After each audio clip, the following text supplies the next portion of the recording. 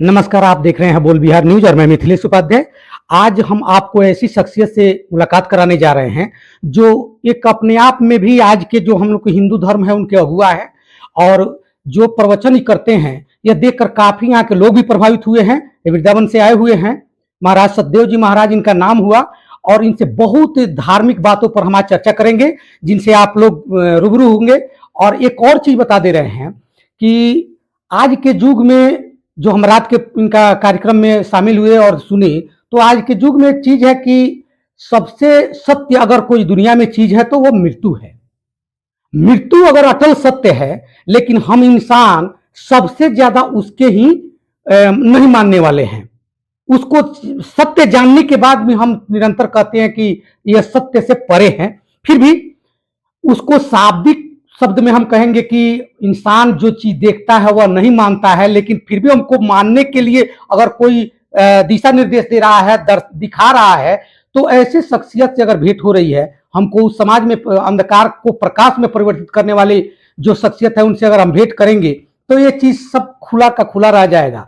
आज के युग में भी जो है कि माया का जो माया मोह का बंधन है उनसे कैसे निजात दे। बड़े बड़े उद्योगपति काफी अरबपति बनते हैं, करोड़पति बनते हैं, खरबपति बनते हैं, बनते जाते हैं और अंत समय में उनको एक ही चीज की कमी महसूस होती है कि जीवन में शांति कब आएगी। और शांति तभी आ सकती है जब हम वास्तविक सनातन से रूबरू होंगे और इसके सत्संग में भक्ति में जाएंगे, तभी शांति मिल सकती है। इसको जानकारी ऐसे ऐसे कई सवाल हैं जो हमारे मन में आज उठे हैं और मैं सतदेव जी महाराज के सामने आए हुए हूं और पूछ रहा हूं कि जो धार्मिक बातें हैं उन सब के विषय में विख्यात से।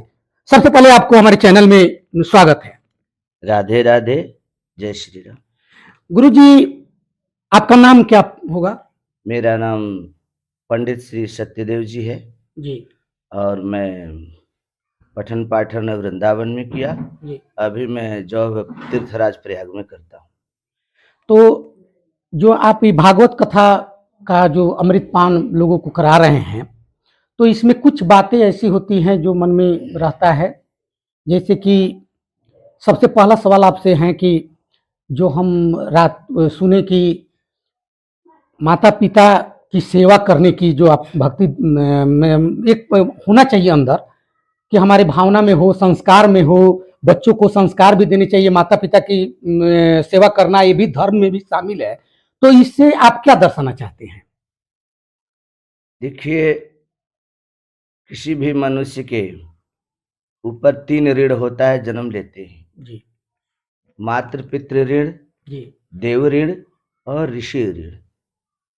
तो माता पिता के जो ऋण से हम लोग ऋण होते हैं, हमारा वैदिक सनातन धर्म बताता है कि माता पिता की सेवा ही सर्वोपरि धर्म है। और दूसरा जो देव ऋण है उसको हम लोग यज्ञ करके इत्यादि से ऋण होते हैं। और तीसरा जो ऋषि ऋण है वह मानव की सेवा करके ऋण होते हैं।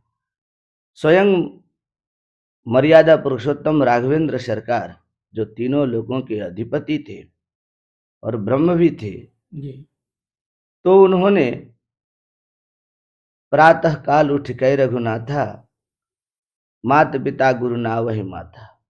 सबसे पहले माता पिता के चरणों की सेवा, वंदन और आशीर्वाद लेकर के ही, इसी का आशीर्वाद है जो स्वयं मर्यादा पुरुषोत्तम कभी अपने आप को भगवान नहीं कहा, लेकिन पूरी प्रकृति संसार ही उनको भगवान का दर्जा दे दिया। बहुत सुंदर आपने इसको व्याख्या दी। अब एक सवाल और है कि आपने एक और सवाल किया था जो कि मेरे मन में एक सवाल आया है जो आप रात के प्रवचन में बोले भी हैं कि जिनको भगवान की प्राप्ति करनी हो उनको अगर क्रोध नहीं आ सकता है और क्रोध आ गया तो उसे भगवान नहीं मिल सकते हैं। तो जो मान लीजिए कि कुछ भक्त की श्रेणी में, भक्त शिरोमणि की श्रेणी में आते हैं, भक्त प्रहलाद हुए, भक्त जी ध्रुव हुए, तो वैसे में ध्रुव जी का स्थान आता है और ध्रुव जी को क्रोध आया तो फिर भगवान उनको कैसे मिले? देखिए, अनेक पुराण है, मत है जी। ध्रुव जी महाराज 5 वर्ष में ही भगवान को पा गए थे। तो सभी ऋषियों ने आपस में मंत्रणा किए कि ध्रुव जी महाराज भगवान पक्षपाती होते हैं क्या? हम लोग कई हजार सैकड़ों वर्षों तक भगवान की साधना करते हैं एक छवि को छटा को दर्शन करने के लिए, और इस ध्रुव बालक को भगवान ने 5 वर्ष में ही दर्शन दे दिए। अवश्य पक्षपात हुआ है। तो नारद जी ने सभी ऋषियों को लेकर के नारद जी से जब इस बात को पूछे, तो नारद जी महाराज ने सभी ऋषियों को लेकर के गए और बोले कि चलो मेरे साथ, मैं इसका प्रत्यक्ष प्रमाण देता हूँ। तो महाराज जब उनको सभी ऋषियों को लेकर के गए, एक जगह ऐसा था जहां पर कई बड़े बड़े पहाड़ थे और सैकड़ों पहाड़ थे।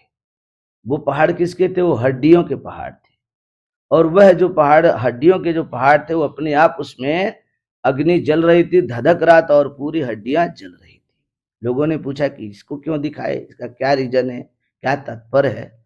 बोले ध्रुव जो है इस जन्म में 5 वर्ष में भगवान को पा गए हैं, पर इसके पहले ये जितनी बार इन्होंने तपस्या किया, उन्होंने शरीर को त्यागा, उसी के हड्डियों का यह प्रमाण है। तो इस जन्म में भले ही ध्रुव जी महाराज 5 वर्ष में भगवान को पाए, लेकिन कई जन्म जन्मांतर से उनकी तपस्या थी, इसलिए वहां भगवान को पा गए जल्दी। लेकिन जो क्रोध की बात है, जो बाद में भी उनको क्रोध आया, तो जो भगवान की प्राप्ति कर लेता है उन्हें क्रोध तो नहीं आनी चाहिए। देखिए, बिनु सत्संग विवेक न होई, राम कृपा बिनु सुलभ न सोई। और यह सर आवत अति कठिनाई, राम कृपा बिनु आव न जाई।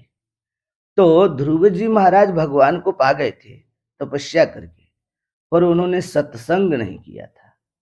और जो सत्संग कर लेता है वह उसके काम, क्रोध, लोभ, मोह, मद, मत्सर इत्यादि उसके नष्ट हो जाते हैं और शुद्ध बुद्ध उसको भक्ति मिलती है। भगवान जब दर्शन देते